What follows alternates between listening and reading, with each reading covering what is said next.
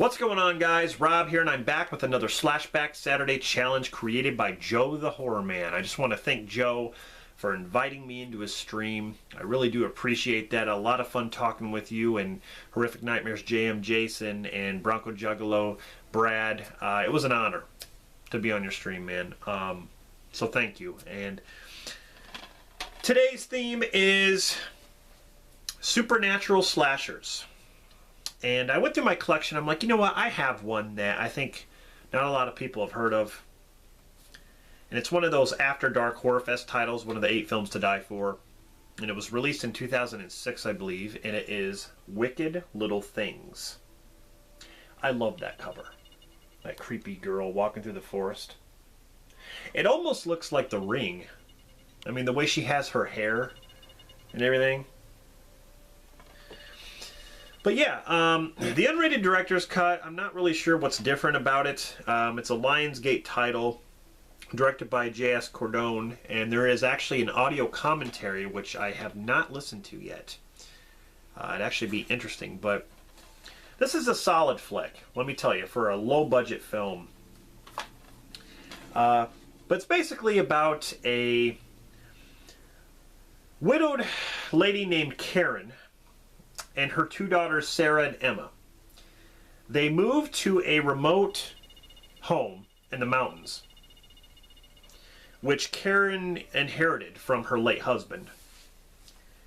And they find out that the house is actually located near an old mine. And there was a tragedy that happened at this mine. A bunch of kids were buried alive.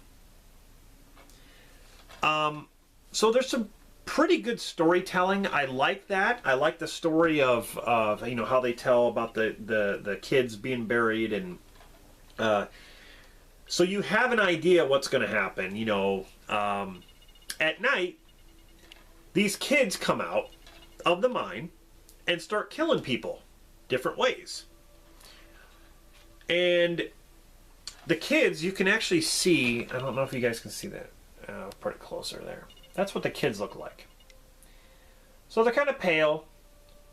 You know, they have some dirt on their face, like, you know, because they were buried alive. But they use all different kinds of weapons, and I thought the effects were really good, and the acting is not too bad. But at night, when they're at the house, weird things start to happen. They start to hear noises. They start to see things outside, and pretty soon, when the children appear, that's when all hell breaks loose. This movie was a lot of fun. It's definitely a lot of fun, and I believe I got this at Family Video for like $1, because the 8 films to die for, they had like 8 films lined up on the shelves, you know, because it's part of the series. And not all of them are good, but you know, you just have to pick the right ones, I guess. This one is actually decent out of the series. But yeah, I believe I got it for like $1, and I'm not even sure how rare this movie is, or if it's even available online. I'm not even sure. I know there's definitely not a Blu-ray release of it, but yeah, like the supernatural aspect, of course, is the dead children that come out of the mine to kill people, and then of course the slasher aspect is, you know, the weapons they use. And it feels like a typical kind of slasher film in that regard. So, yeah, this is a decent flick. If you can get your hands on it, I would say buy it. Definitely. If there's a way you can watch it, definitely check it out. Wicked Little Things. Like I said, a lot of fun. So, yeah, that is my Slashback Saturday review for supernatural slashers.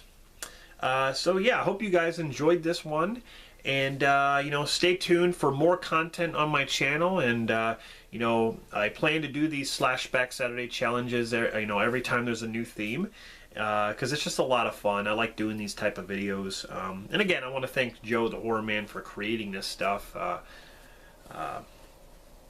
So yeah, thanks for watching this. This is Rob for Movie Review Time, and I'm signing off, and I'll see you guys in the next one.